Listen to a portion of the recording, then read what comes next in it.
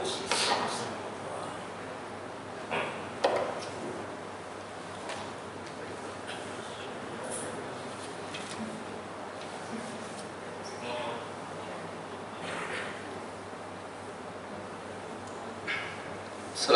warahmatullahi wabarakatuh.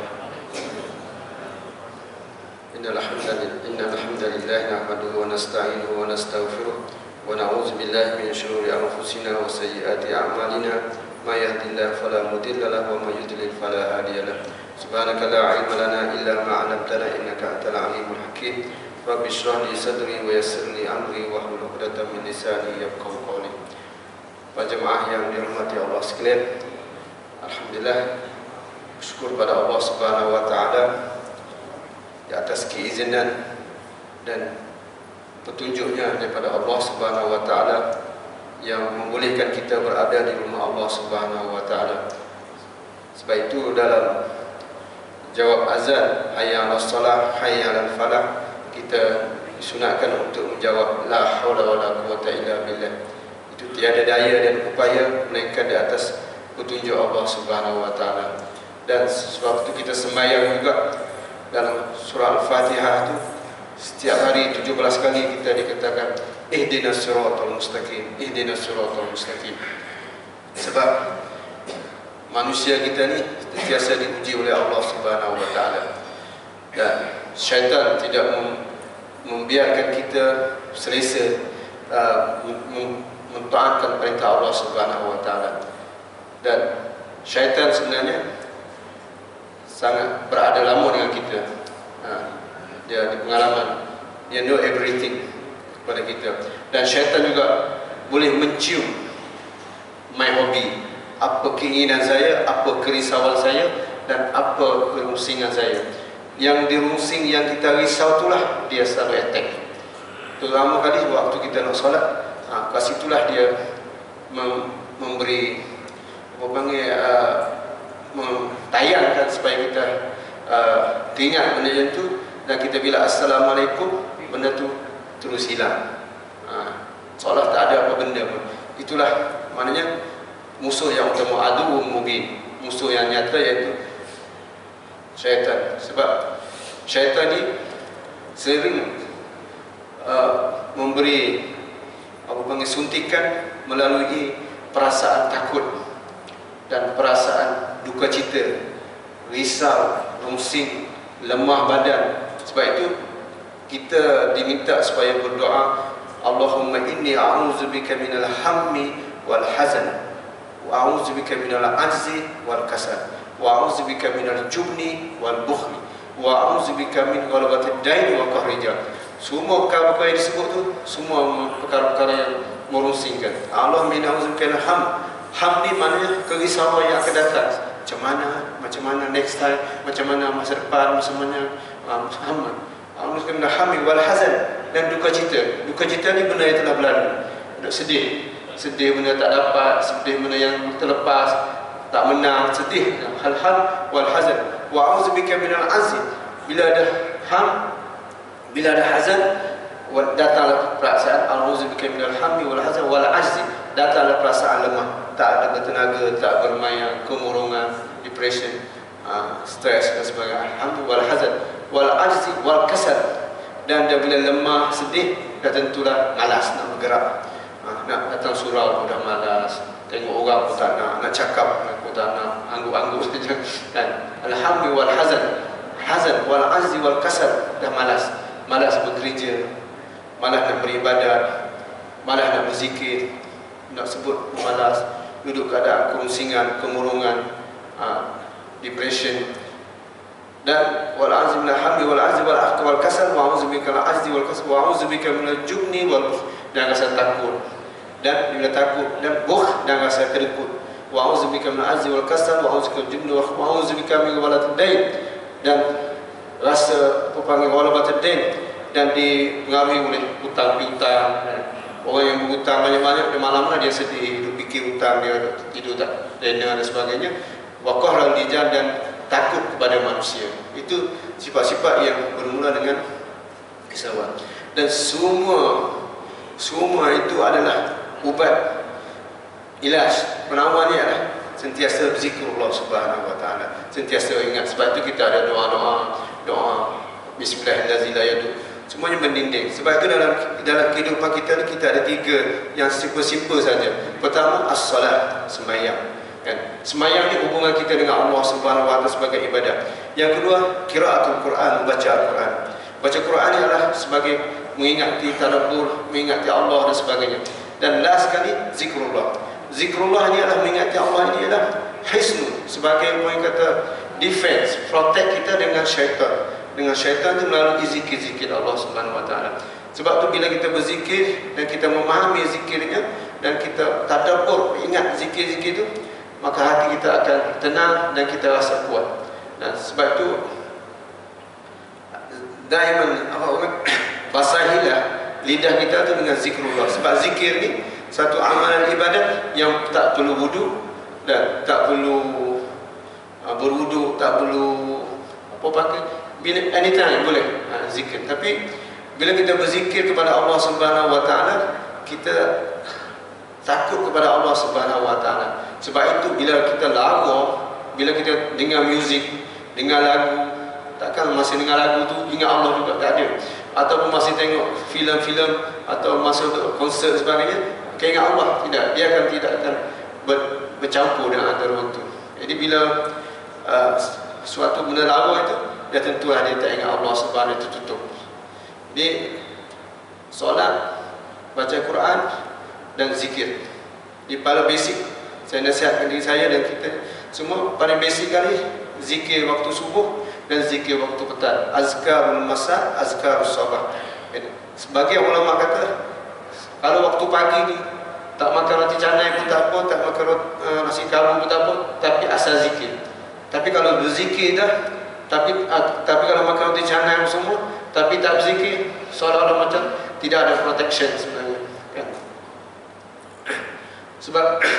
Sebab dia jadi di coverage ayat kursi, coverage bab kursi.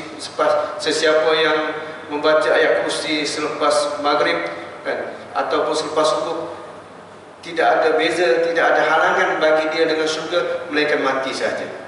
Mana dah pasti dah syurga. Jadi semoga kita sentiasa, sebenarnya amalan-amalan itu adalah amalan-amalan kecil yang tidak besar-besar, tapi amalan-amalan macam tu dia boleh istiqamah dan boleh membawa kepada tambahan-tambahan amalan-amalan lain lagi. Jangan nak kejar yang besar-besar, tapi yang small matters ni diabaikan. Jadi sebenarnya benda ni lah yang boleh menumbuhkan amalan-amalan lain, insya-Allah. Seperti juga dengan amalan-amalan sunat. Saya ada baca dalam satu buku, dia kata paling basic sekali ni, saya dah sampai lah. Kalau basic sekali, sekurang-kurangnya satu hari solat 40 rakaat. Jadi 40 rakaat itu maksudnya yang wajib dah 17 rakaat. Jadi tambah apa panggil qabliyah, ba'diyah,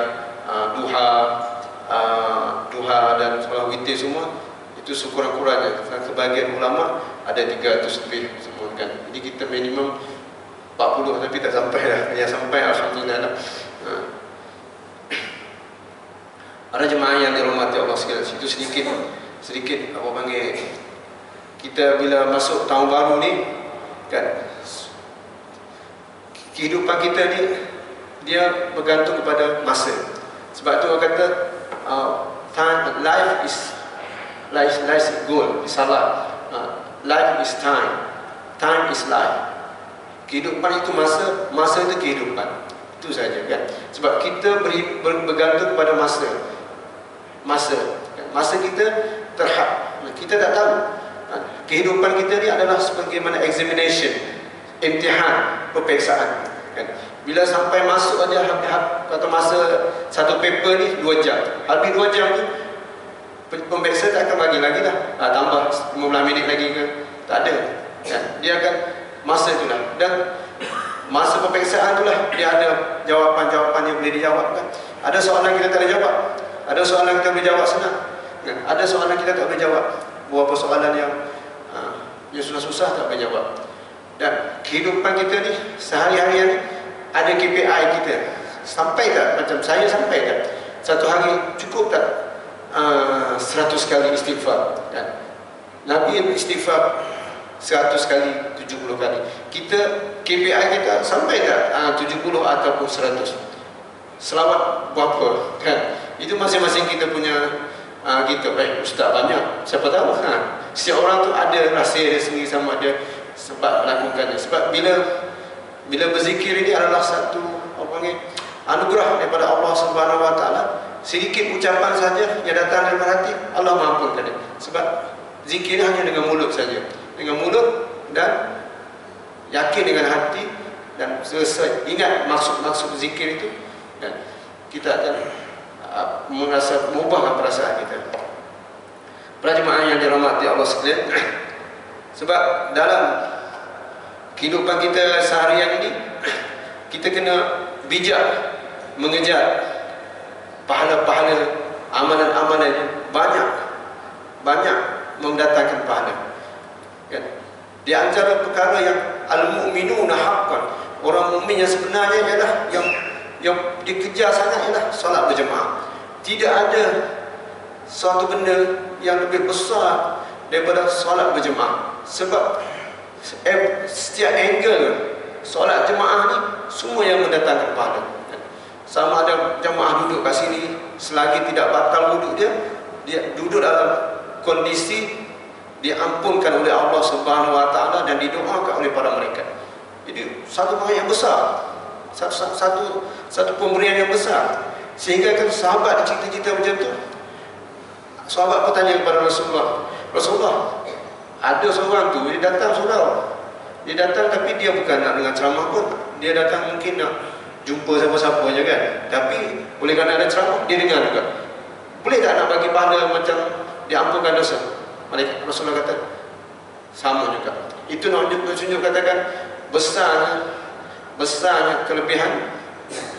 kelebihan menuntut ilmu ni. Dan saya ingat bahasanya ada ustaz kata kita ni berdaftar dengan surah Al-Baqarah untuk mendatangkan kuliah setiap hari subuh selagi diadakan. Maka kita dinamakan kita ni adalah talibul ilmi, orang yang menuntut ilmu. Tapi kita tak pergilah ke pondok pesantren, mana kita pesantren di Al-Baqarah ni. Dan bila kita mati dalam keadaan menuntut ilmu yang semua ikan di laut, pokok-pokok semua mendoakan kita. Jadi satu kerugian besar orang yang tak luput tu. Sebab dia tak tahu dan tak merasakan benda tu. Dia tak makan.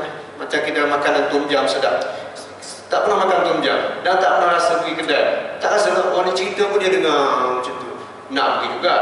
Sebab itu dalam seharian ni kebanyakannya manusia sering nak melakukan kebaikan, tetapi dinamakan dia taswif. Taswif ni mana hari Jumaat ni saya uraikan.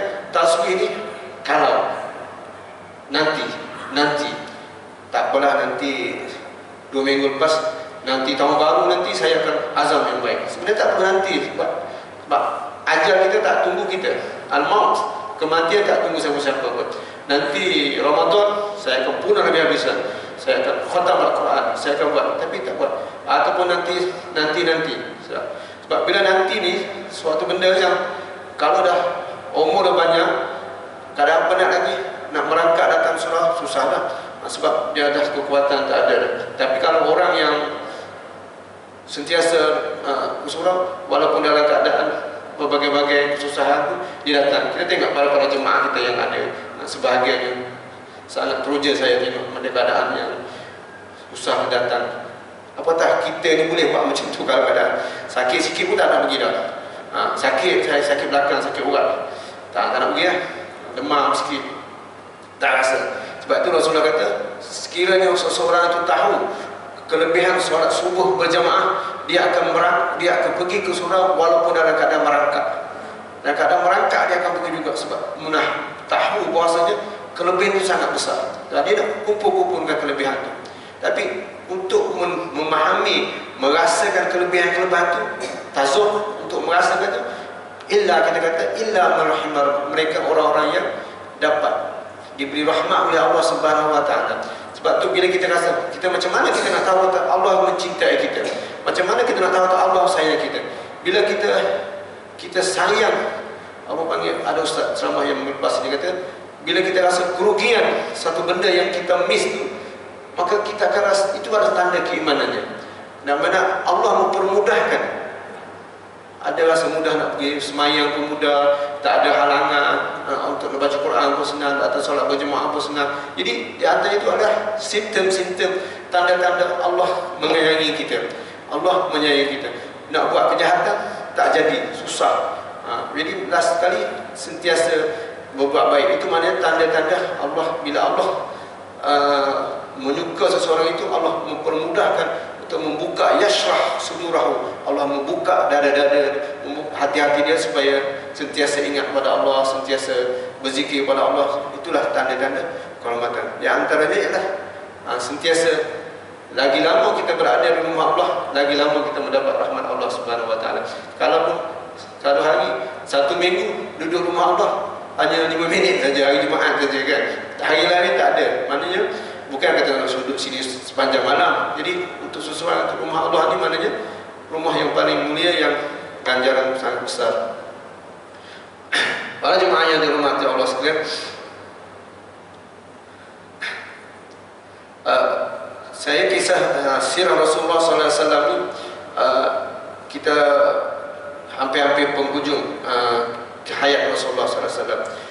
Kita bertahu bahasanya selepas Rasulullah Hajatul Wida' ni, haji yang terakhir ni, selepas itu 81 hari Rasulullah wafat. Tak lama, dalam 60 hari, 2 bulan lebih. Mana Rasulullah balik daripada mengerjakan haji, maka Rasulullah menguruskan negara, dan akhirnya Rasulullah jatuh sakit.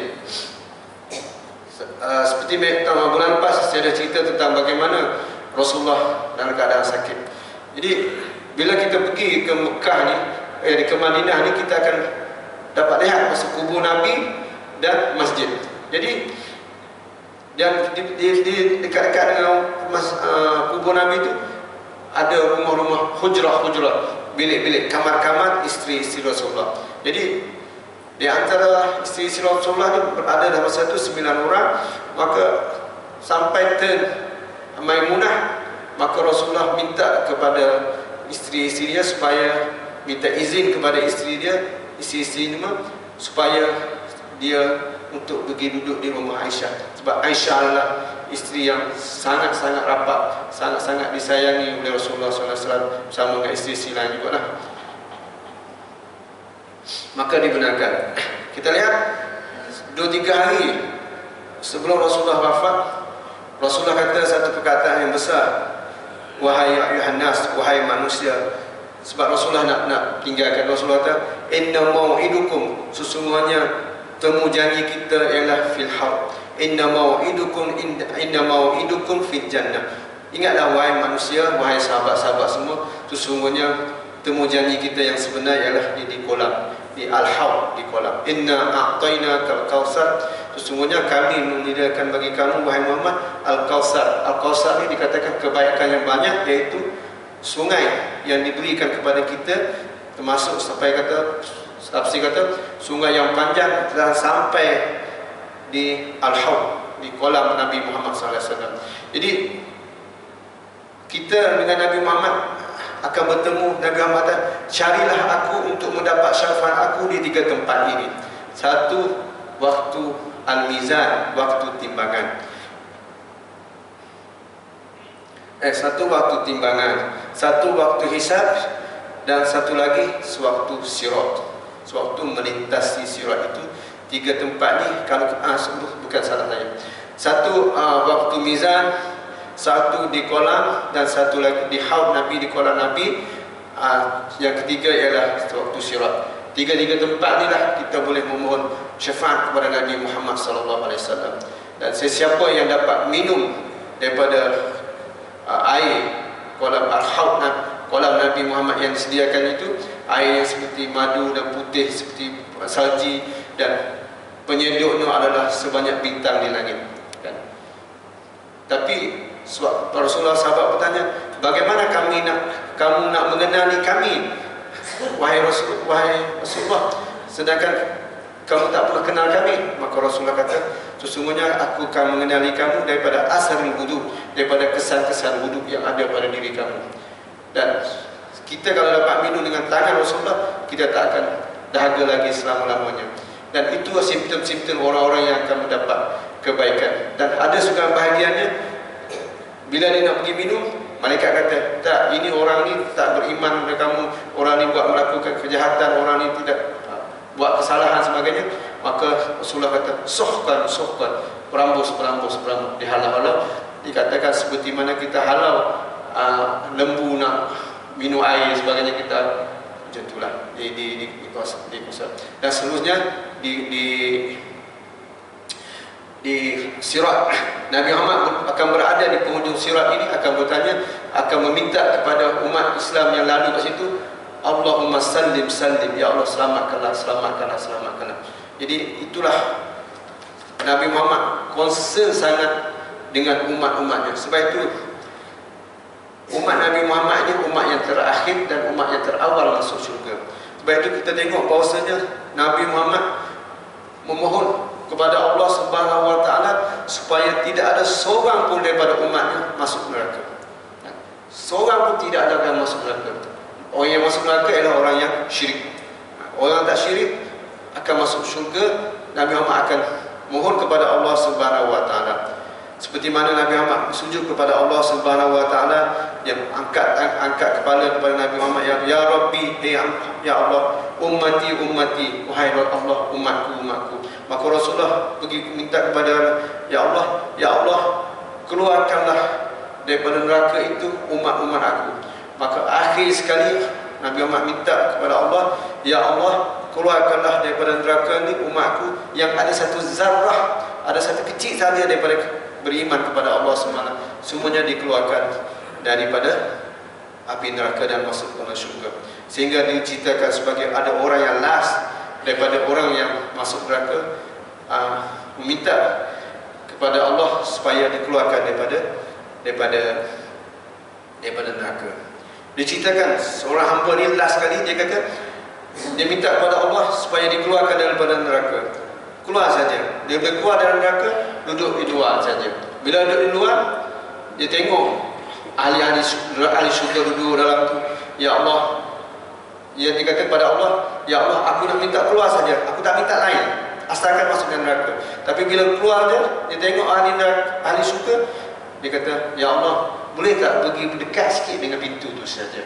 Nak tengok, nampak seronok sangat, tak nak minta lain, tak nak masuk pun nak dekat ya. Akhirnya last sekali Allah kata, hai hamba Allah, kamu berjanji kamu tak nak minta lain, tapi kamu minta juga. Akhirnya dia minta juga masuk. Bila dia minta masuk tu, bila dia minta masuk dalam syurga, dia tengok syurga dah penuh. Maka Allah kata, sesungguhnya aku akan beri syurga kepada kamu 100 kali ganda yang dunia ni saja. Itulah syurga yang paling last sekali, paling teruk lah kalau kita tahu. Syurga yang paling last kan, orang yang paling last, yang orang dah masuk dah. Sangkakan aku bagikan semahliga yang dunia ni 100 kali ganda daripada dunia yang kau ada tu. Itu orang yang last kita. Jadi kita kena optimis kepada Allah Subhanahu wa taala supaya Allahumma inni nas'aluka al-jannah. Sebab tu kita lepas sembahyang kita, Allahumma ajirna minan nar, ya Allah, jauhkanlah aku daripada neraka, rasa tak kan. Bila kita kata ajirna minan nar tu, kita puas, ya Allah, aku tak nak masuk neraka. Rabbana atina fid dunya hasanah fil akhirati hasanah wa qina azabannar. Semua untuk memohonkan supaya dijauhkan daripada neraka. Sebab azab neraka ni sangat pedih, dan api membakar sangat pedih. Tidak ada seksaan yang teruk sekali melainkan seksaan dengan api. Kalau tembak sekejapnya, kalau pancung pun sekejapnya, tapi kalau kena terbakar, sakit kulit. Sebab itu seksaan api neraka ni sangat besar. Sebab itu kita diharamkan untuk membakar apa benda ke, bakar semut ke, bakar apa. Sebab kita tidak ada hak nak membakar barbecue boleh dia masak, bakar yang boleh hidup-hidup tu, bakar katak ke, tikus ke, masuk tangkap, bakar. Itu satu benda yang kejam. Rasulullah selepas itu Rasulullah kata apa? Sungguhnya temu janji kamu dengan aku adalah di kolam Al-Haud. Nanti suatu nanti kita bertemu dengan Allah Subhanahu wa taala.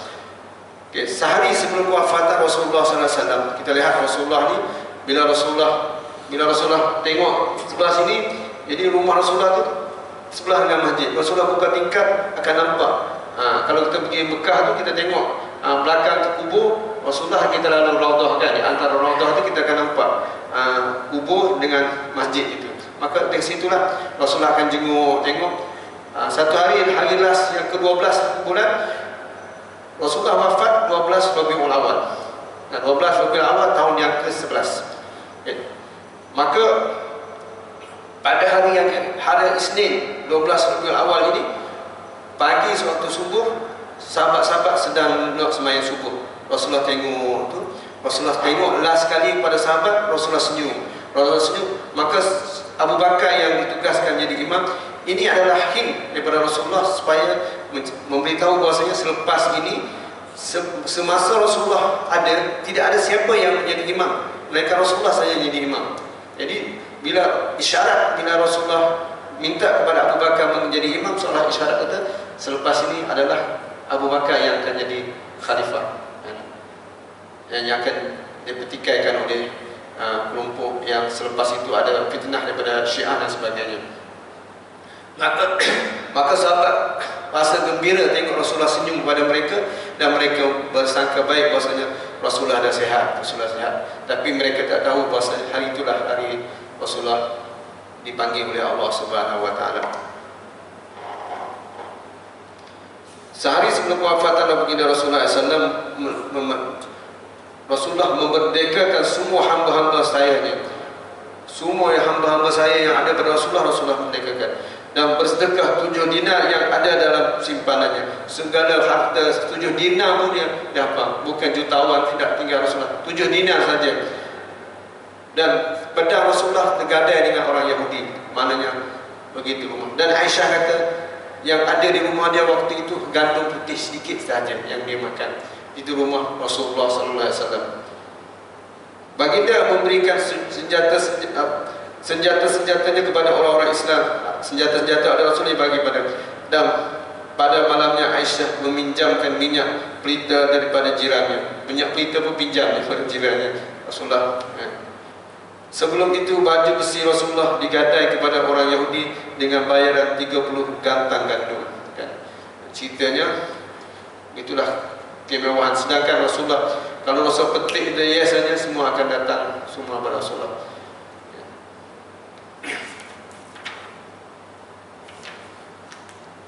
Anas bin Malik mengatakan, selepas itu Rasulullah panggil anak beranak dia, panggil isteri dia. Orang yang pertama datang kepada Rasulullah waktu itu Rasulullah dah sakit, dalam keadaan dah nazar. Sebelum itu waktu duha, Rasulullah panggil pada Fatimah adalah Sayyidah, Abu panggil penghulu ahli syurga. Maka Fatimah masuk kepada dengan Rasulullah, dan Rasulullah, Aisyah kata, Fatimah kata, ya abatah, ya ayah, sakitnya ayah macam ni. Maka Rasulullah kata, wahai Fatimah, ayah kamu tidak akan sakit lagi selepas ini. Maka Rasulullah panggil dia, duduk dekat dia, Rasulullah bisik kepada Fatimah. Maka Fatimah menangis. Selepas itu Rasulullah bisik lagi pula. Maka selepas itu Fatimah ketawa. Maka selepas lamanya Aisyah tanya, Aisyah pun ada di bersamanya. Aisyah kata, wahai Fatimah, apa yang diceritakan oleh Rasulullah sampai kamu menangis? Maka Fatimah kata, yang pertama tadi Rasulullah kata dia akan panggil, dia akan mati pada hari ini. Maka Fatimah pun menangis. Maka setelah itu Fatimah pun, Rasulullah pun bisik kepada Fatimah lagi, dan Fatimah kata, sesungguhnya selepas ini kamulah yang akan pergi bertemu dengan Allah daripada hari keluarga. Jadi kalau kita orang cakap kata kita akan mati ini, gembira kan sudah kita kan, ataupun tidak, macam mana kan, macam mana. kita nak bawa. Contohnya kalau kat sekarang ni malaikat maut masuk dalam bilik, siapa dalam ni yang nak mati dulu? Saya ingat saya yang minta tangguh dulu. Minta tangguh dulu.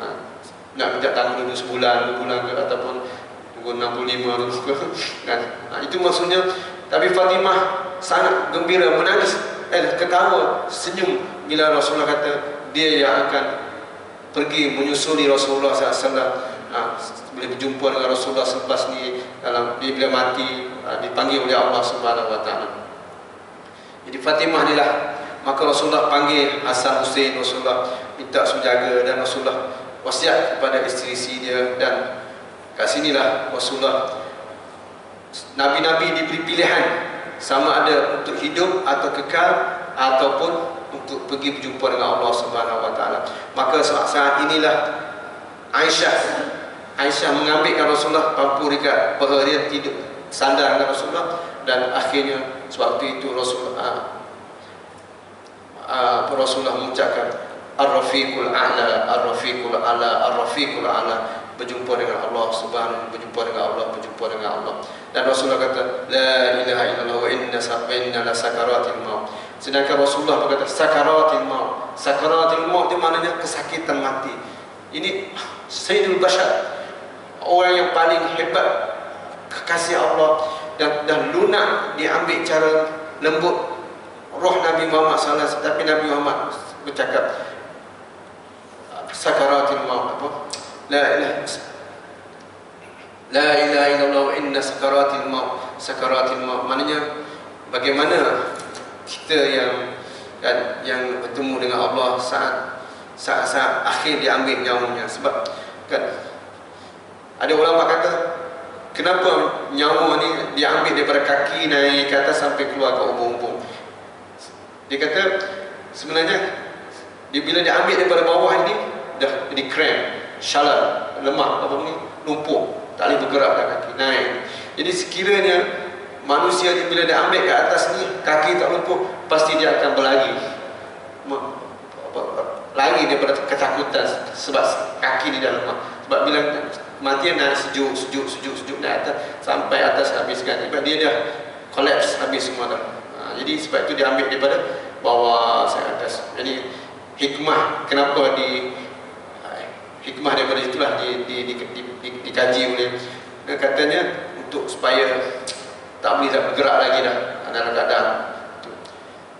Jadi Nabi Muhammad mati di atas ribaan Sayyidina Aisyah radhiyallahu anha. Tapi versi Syiah dia cerita bahawa Nabi Muhammad mati bersama dengan Fatimah. Dia nak kaitkan dengan ajaran apa dia yang lain-lain lagi lah. Jadi sebenarnya bersama dengan bilik Aisyah yang sekarang ni menjadi kubur Nabi Muhammad sallallahu alaihi wasallam. Maka sewaktu itulah Aisyah pun keluar kata, wahai semua, Rasulullah telah mati. Bila tahu kata Rasulullah dah mati ni, kan ada sahabat yang apa panggil terduduk, tak boleh bergerak, dan ada yang macam sedih, dengan sangat-sangat sedih, kan. Sehingga kan apa panggil Sayyidina Umar, kita tahu Sayyidina Umar tak boleh terima. Dia menganggapkan Rasulullah ini tak mati. Rasulullah ini sebagai pengsan sahaja, dan Rasulullah pergi bertemu dengan Allah seperti mana Musa bertemu dengan Tuhan masa itu. Tak boleh. Dan dia akan membawa meronta-ronta, dan sesiapa yang bercakap tentang kematian Rasulullah ini, pasti aku akan punaskan pedangnya, sebab tak boleh terima, kan. Akhirnya kebijaksanaan Abu Bakar lah yang menenangkan keadaan sebenarnya. Dia kata, Abu Bakar kata, "Faman kana ya'budu Muhammadan fa inna Muhammadan qad mata." Sesiapa yang menyembah Muhammad, kalaulah kamu nak menyembah Muhammad, Muhammad dah mati. Faman qad mata wa man kana ya'budullah, sesiapa yang beriman kepada Allah, sesungguhnya Allah sangat hidup dan tidak akan mati. Wa ma Muhammadun illa Rasulullah wa khalat min qabli rusul. Rasulullah ini adalah seperti mana Rasul-Rasul yang terdahulu. Jadi kat sinilah kita lihat waktu Istimana Malik mengatakan, tidak ada orang Islam yang sedang bersolat subuh di waktu itu, pada hari itu, dengan diimamkan oleh Abu Bakar, tiba-tiba mereka dikejutkan oleh Rasulullah SAW, dikejutkan pada hari Isnin oleh Rasulullah dan menyingkapkan tabirnya, lalu memandang kepada arah mereka ketika itu. Mereka berada dalam saf, kemudian baginda tersenyum dan tertawa. Lantas Abu Bakar berundur memberi laluan kepada Rasulullah. Anas berkata, orang-orang Islam terasa hendak menghentikan solat kerana rindu kepada Rasulullah, nak beriman dengan Rasulullah SAW. Tapi Rasulullah memberi isyarat supaya diteruskan. Kemudian tidak ada waktu lagi yang lain dalam kehidupan Rasulullah SAW. Sampai itu adalah last Rasulullah senyum kepada para sahabat. Setelah waktu duha semakin meninggi, Nabi Rasulullah memanggil Fatimah, seperti mana saya kata tadi, dan membisikkan sebanyak kepadanya. Lantas Fatimah pun menangis. Kemudian baginda memanggil sekali lagi Fatimah, lalu membisikkan sesuatu sehingga Fatimah ketawa. Aisyah berkata, kami bertanya tentang hal itu tidak lama selepas itu. Lalu Fatimah menjawab, Rasulullah SAW membisikkan kepadaku bahawa baginda akan wafat dengan sakit yang sedang dihadapinya. Lantas aku pun menangis.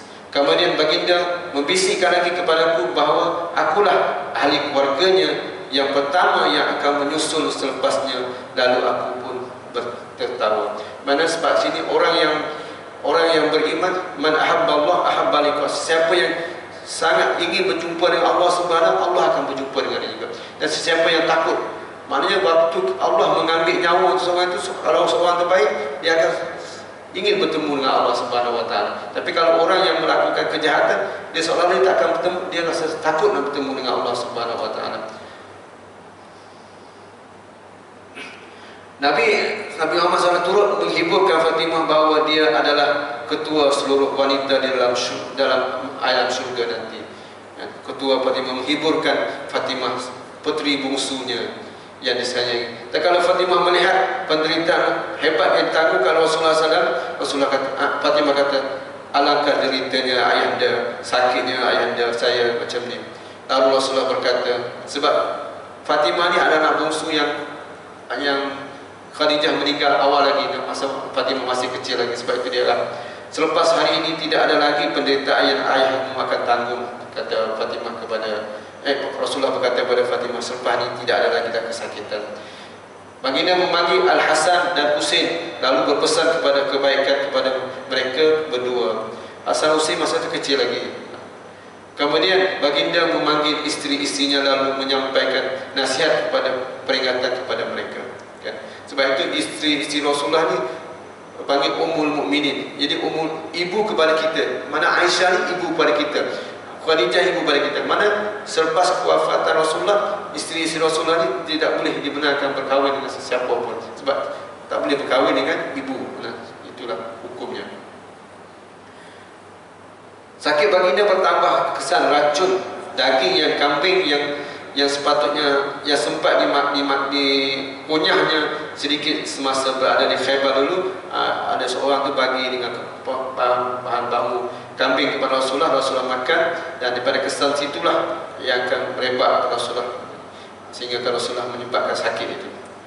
Wahai Aisyah, aku masih lagi rasa bisa makanan yang aku makan di Khaybar. Maka sekarang tibalah masanya aku merasai bagaimana hendak putus urat rongkonku akibat daripada racun itu. Kemudian baginda berpesan kepada orang ramai dengan katanya, peliharalah solat dan hamba-hambamu yang memiliki. Mana Rasulullah kata? As-solah. Mana perkataan wasiat yang terakhir yang Rasulullah pesan kepada kita ialah as-solah. Dan orang di bawahannya, mana di bawah penguasaan tu, siapa yang ada memiliki kuasa tu, peliharalah solat dan hamba-hambamu yang kamu miliki. Mana kat sini maksudnya hamba-hamba ni dia kita miliki dan di bawah penguasaan kita tu, Rasulullah pesan supaya jaga. Baginda menyebut pesanan itu berulang kali. Jadi kita lihat kat sini solat ni sangat-sangat penting dah. Kita ingat maknanya solat ni, solat ni kalau bahasa Arab panggil as-solah, bahasa Arab panggil as-silah. Silah ni mana? Connection. Silah, connection. Jadi siapa yang tak solat, dia tak ada connection dengan Allah. Kalau dia tidak ada connection dengan DG, dengan wifi semua, tak ada apa. Tapi kalau di satu masa dia tidak connection dengan Allah Subhanahu Wa Taala, siapa dia sebenarnya? sangat kejam dia tu. Dia dah makan, dia dah beri, di provide semua barang rezeki, semua kelebihan tubuh badan yang sihat, tetapi dia tidak mendengar apa panggil arahan Allah Subhanahu Wa Taala, asli. Dan apatah lagi orang yang menerima nikmat Allah tapi dia ingkar, kafir. Sedangkan Allah, sebab itu panggil inna syirka la zulmun azim. Syirik itu zalim yang besar. Sebab dia sepatutnya menyembah Allah tapi dia ingin menyembah benda lain, itu satu kezaliman. Yang meletakkan ketuhanan itu tak betul. Letak kepada ketuhanan tak betul.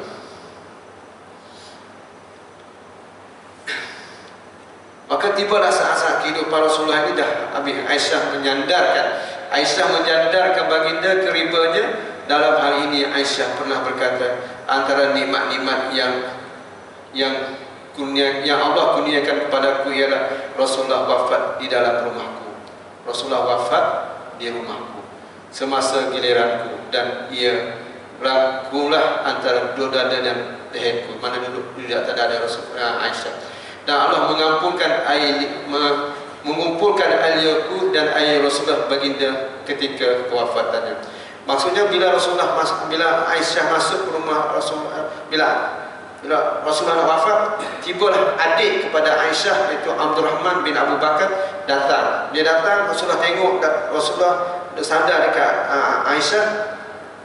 Aisyah tengok, Rasulullah tengok dekat siwak. Maka Rasulullah kata, "Ya Rasulullah, kamu nak siwak tak?" Maka Rasulullah angguk, maka dia ambil daripada adik dia tu, maka dia keras, dia kunyah, maka dia gigit dengan gigi dia, maka dia pun siwakkan panggil gigi Rasulullah SAW. Jadi menunjukkan gosok gigi ni sangat penting jugalah. Gosok gigi ni sangat penting sebab tu kita dilarang, dia dimakruhkan untuk solat dalam keadaan kita makan durian ke ataupun makan durian boleh tapi kena bulu gigi lah. Makan durian ataupun petai kan. Sebab Adik kata, kau ingat sesungguhnya malaikat itu rasa sakit seperti mana orang kamu sakit juga. Maknanya batu, sebab kita disunatkan tatayub di mana wangi-wangian, itu maknanya malaikat itu. Maka kat sinilah air yang digigit oleh Aisyah itu dan digosokkan kepada Rasulullah SAW. Maka itulah yang dibanggakan oleh Aisyah ketika itu. Ketika itu sedang riba Rasulullah dalam keadaan ribanya, dan suami isteri yang cintanya sejati yang Aisyah. Dan kita lihat bahasanya Aisyah adalah seorang alim yang besar yang menghafal hadis banyak-banyak, dan selepas kematian Rasulullah menjadi rujukan kepada di antara orang perempuan yang paling bijak lah. Maukah aku ambil ke baginda? Lalu dihulurkan kayu kepada kepada Aisyah, seperti saya cakap tadi. Maka satu hari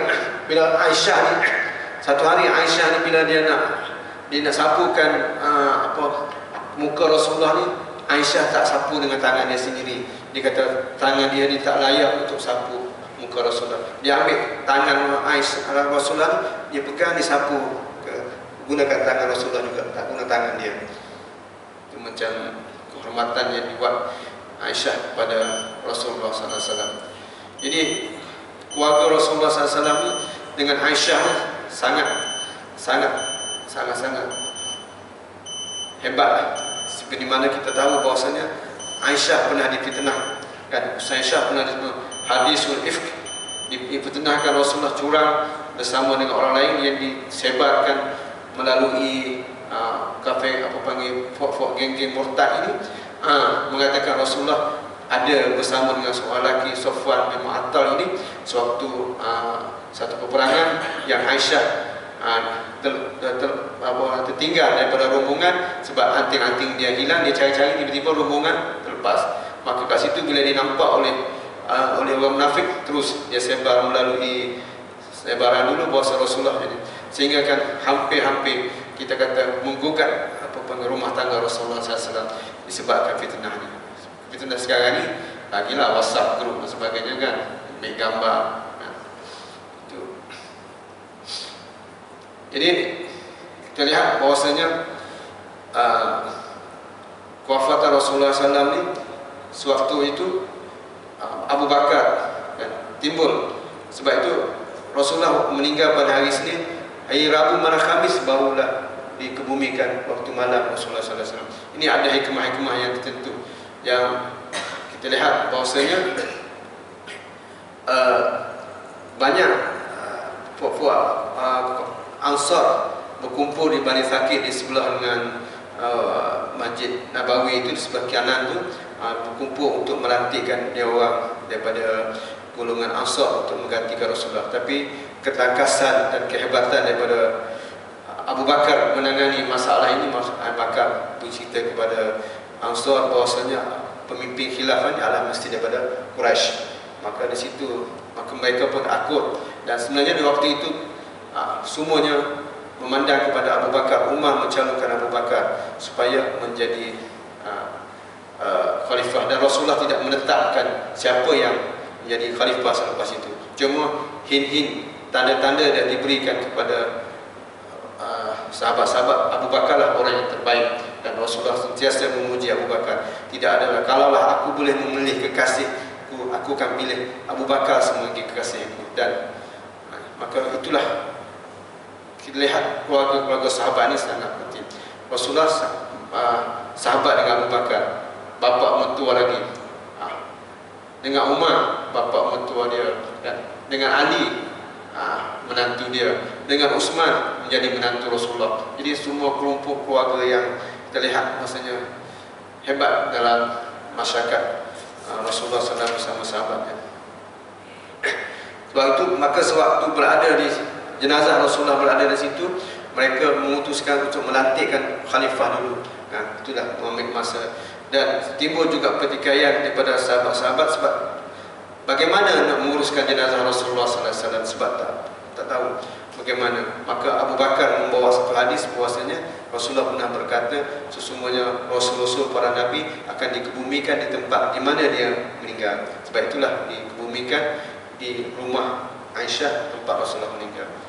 Jadi kecintaan kita kepada Rasulullah SAW ni, dan selepas kewafatan Rasulullah SAW, maka kita sebagai seorang Muslim ni, kita kena mengenali sifat-sifat Rasulullah, hadis-hadis mencintai dan berselawat kepada Nabi, dan semua yang kita lakukan ni, daripada solat, daripada kita puasa, semua ni adalah ajaran Rasulullah SAW. Sebab Rasulullah yang mengajar kita bagaimana solat, bagaimana rukuk, bagaimana nak baca, bagaimana nak puasa, bagaimana nak menunaikan haji, bagaimana nak buat umrah, dan segala-galanya adalah daripada ajaran daripada Rasulullah SAW. Jadi Rasulullah ini adalah termasuk daripada rukun beriman. Kalau orang tidak beriman Rasulullah, maka orang itu kafir.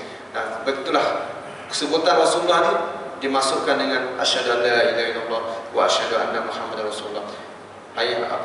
Dalam solat, dalam apa semua ni tidak ada, kalau tidak ada selawat kepada Nabi Muhammad SAW tidak sah.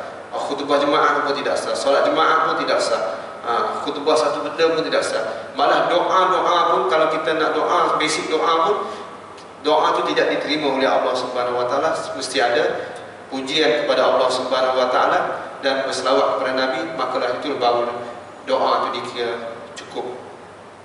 Jadi semoga kita mengenali Rasulullah SAW, menambahkan kecintaan kita kepada Rasulullah. Selama 23 tahun Rasulullah menjadi Rasul ketika umur 40 tahun. Rasulullah berada di Mekah 13, Rasulullah berada di Madinah 10 tahun, jadi 23. 40 campur 23, di 63 tahun Rasulullah. Dan tempoh dakwah Rasulullah adalah selama 23 tahun. Rasulullah berdakwah di Mekah 3 tahun dalam keadaan secara sulit, dan 10 tahun dalam keadaan terang-terangan. Dan banyak peperangan, saya tengok jumlah yang dihadiri oleh Rasulullah SAW dalam peperangan-peperangan yang berlaku di Madinah. Dan kita lihat bahwasanya perjuangan Rasulullah SAW ini, inna a'tainakal kautsar, sesungguhnya Allah memberi kebaikan kepada Rasulullah SAW. Jadi segala kebaikan kita mesti untuk belajar hadis-hadis Rasulullah dan sunnah-sunnah yang diajar oleh Rasulullah SAW. Semakin hari semakin kita mengenali Rasulullah SAW. Dan untuk mengenal sebenarnya kita baca Quran. Bila kita baca Quran, seolah-olah Al-Quran diturun kepada kita, dan Al-Quran itu diturunkan kepada Nabi Muhammad SAW. Al-Quran itu diturunkan kepada Nabi Muhammad, dan kita baca Al-Quran juga seolah kita mengingati bagaimana Al-Quran itu diturunkan kepada Nabi Muhammad SAW. Itu saja, semoga kita nanti insya-Allah akan datang kita akan dengar bagaimana selepas daripada kematian Rasulullah SAW, selepas kematian Rasulullah SAW, dan bagaimana berlaku pertukaran kepada Khalifah Abu Bakar dan seterusnya. Dan sekurang-kurangnya kita akan belajar, kita akan kuliah tentang bagaimana Abu Bakar, Umar, Utsman dan Ali dan Khalifah Ar-Rasyidin Al-Mahdiyin yang diberi petunjuk oleh Allah Subhanahu wa taala. Sebab itu Rasulullah kata, "Alaikum bisunnati wa sunnati al-khulafa ar-rasyidin." Kamu mengikuti sunnahku dan sunnah al-khulafa ar-rasyidin, yang 4 orang ini adalah tunggak utama yang menjadi contoh kepada kita sampai hari kiamat nanti insyaallah. Aku qauli hadza astaghfirullahalazim. A'udzubillahi minasyaitonirrajim. Bismillahirrahmanirrahim. Alhamdulillahirabbil alamin wassalatu wassalamu ala sayyidina Muhammad wa ala ali sayyidina Muhammad. Allahumma ja'alna allazina yastami'una al-qawla fayattabi'una ahsana ya arhamar rahimin. Ya Allah, ampunkanlah dosa-dosa kami dan dosa ibu bapa kami ya Allah. Jadikanlah majlis kami ini ya Allah asbab untuk mendapat keampunan daripada Allah Subhanahu wa taala, dan asbab daripada kami mendapat rahmat daripada-Mu ya Allah, dan dilindungi daripada segala kesulitan dan kesusahan. Bi rahmatika ya arhamar rahimin. Walhamdulillahirabbil alamin.